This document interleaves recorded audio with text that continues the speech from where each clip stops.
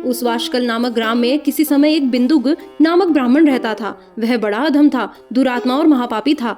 यद्यपि उसकी स्त्री बहुत सुंदरी थी, वो भी तो कुमार्ग पर ही चलता था। उसकी पत्नी का नाम चंचुला था। वह सदा उत्तम धर्म के पालन में लगी रहती थी, तो भी वह दुष्ट ब्राह्मण वैश्यगामी हो गया था। इस तरह कुकर्म में लगे हुए उस बिंदुक के बहुत वर्ष व्यतीत हो गए। उसकी स्त्री चंचुला काम से पीड़ित होने पर भी स्वधर्म नाश के भय से क्लेश सहकर भी दीर्घ काल तक धर्म से भ्रष्ट नहीं हुई, परंतु दुराचारी पति के आचरण से प्रभावित हो आगे चलकर वो भी दुराचारिणी हो गई।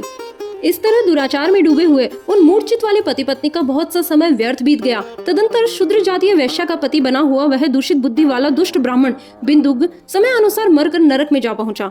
बहुत दिनों तक नरक का दुख भोग कर वह मूढ़ बुद्धि पापी विंध्य पर्वत पर भयंकर पिशाच हुआ।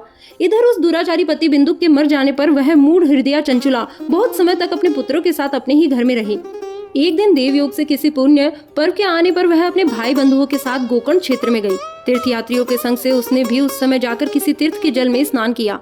फिर वह साधारणतया मेला देखने की दृष्टि से बंधुजनों के साथ यत्र तत्र घूमने लगी। घूमती घूमती किसी देव मंदिर में गई और वहां उसने एक देवज्ञ ब्राह्मण के मुख से भगवान शिव की परम पवित्र एवं मंगलकारिणी उत्तम पौराणिक कथा सुनी। कथावाचक ब्राह्मण कह रहे थे, जो स्त्री पुरुषों के साथ व्यभिचार करती है वो मरने के बाद यमलोक जाती है। तब यमराज के दूत उसकी योनि में तपे हुए लोहे का परिध डालते हैं। पौराणिक ब्राह्मण के मुख से यह वैराग्य बढ़ाने वाली कथा सुनकर चंचुला भय से व्याकुल होकर वहां पर कांपने लगी।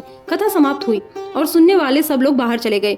तब वह भयभीत नारी एकांत में शिवपुराण कथा बांचने वाले ब्राह्मण देवता से बोली। चंचुला ने कहा, ब्राह्मण, मैं अपने धर्म को नहीं जानती थी, इसीलिए मेरे द्वारा बड़ा दुराचार हुआ है। स्वामिन, मेरे ऊपर अनुपम कृपा करके आप मेरा उद्धार कीजिए। आज आपने वैराग्य रस से ओतप्रोत इस प्रवचन को सुनकर मुझे बड़ा भय लग रहा है। मैं कांप उठी हूँ और मुझे इस संसार से वैराग्य हो गया है। मुझ मूढ़ चित्त वाली पापिनी को धिक्कार है। मैं सर्वथा निंदा के योग्य हूँ, कुत्सित विषयों में फंसी हुई हूँ और अपने धर्म से विमुख हो गई हूँ।